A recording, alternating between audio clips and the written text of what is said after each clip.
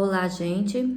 Passando por aqui para explicar para vocês um pouco melhor o conteúdo da avaliação. Então, nós faremos aqui de forma um pouco rápida um resumo e uma revisão do que nós vimos até o momento e do que vai ser contemplado na avaliação de vocês. Então, nós estudamos basicamente alguns pontos importantes da história, que foram o que é história, o tempo, o trabalho do historiador, o que são fontes históricas.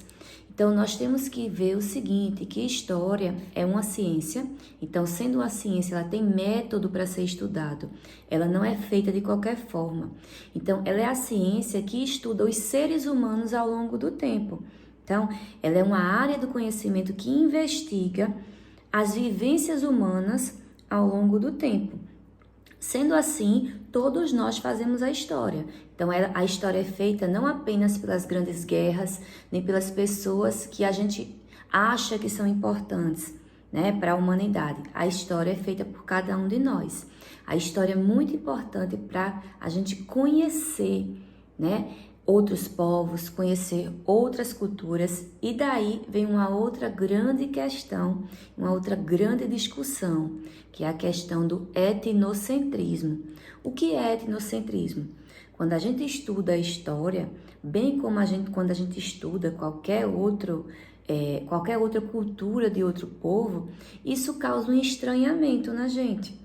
Então, se a gente pegar uma religião africana, por exemplo, ela é bem diferente das religiões que são mais praticadas aqui no Brasil.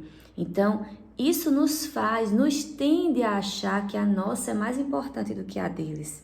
E isso é etnocentrismo, tá? Então, etnocentrismo é a gente acreditar que a nossa cultura está no centro de tudo. Tá? Então, a gente valoriza mais a nossa cultura do que a cultura dos outros povos. E nós temos que ver que tudo isso é feito pelos historiadores através das fontes históricas. Então, fonte histórica é qualquer vestígio deixado pelos seres humanos. Então, qualquer vestígio é fontes escritas, é fonte oral, é fonte material, do tipo objetos, quadros, é fonte imaterial, do tipo canções, do tipo contos. Então, tudo que pode ser utilizado pelo historiador para estudar aquela história é chamada de fonte histórica. Então, atentem muito para o que é fonte material, o que é fonte imaterial. Então, fonte material é tudo que nós podemos pegar, né? Que nós podemos tocar, que nós podemos ver. Então, todo tipo de objeto, todo tipo de documento escrito é fonte material. Fonte imaterial é o que nós não podemos ver nem tocar. Então, são os relatos, são os contos, é a história oral, são as músicas, são as receitas de bolo. Tudo isso é fonte imaterial. E ela não é menos importante do que a fonte material, não. Houve um tempo na história em que os historiadores, basicamente, valorizavam as fontes escritas e as fontes oficiais, que eram os documentos escritos pelas grandes pessoas, né, os documentos oficiais dos governos. Hoje não. Hoje tudo que foi deixado pelo ser humano é utilizado como fonte histórica e é estudado pelos historiadores. Então, historiador é a pessoa que pesquisa e escreve sobre a história.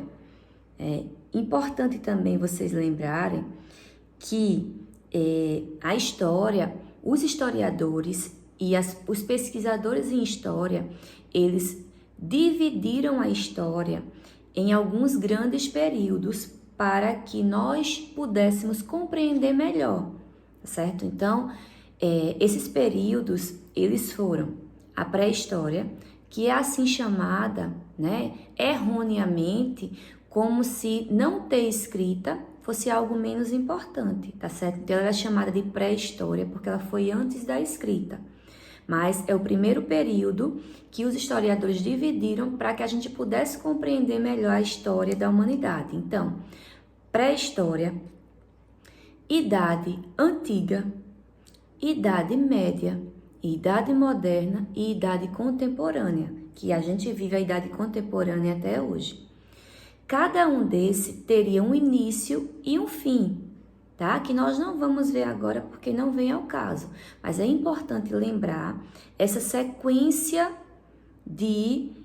dos períodos históricos: pré-história, idade antiga, idade média, idade moderna e idade contemporânea.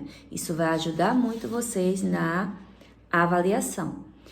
Outra questão muito importante também da história é a marcação do tempo. Então, nós temos o tempo cronológico, que é o tempo do relógio, e nós temos o tempo histórico. O tempo histórico é um tempo mais longo, digamos assim, porque o historiador ele não trabalha com horas e com minutos. O historiador ele trabalha com décadas, ele trabalha com séculos, ele trabalha com milênios.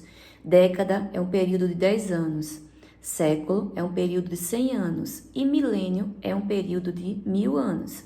Nós hoje estamos no ano de 2021.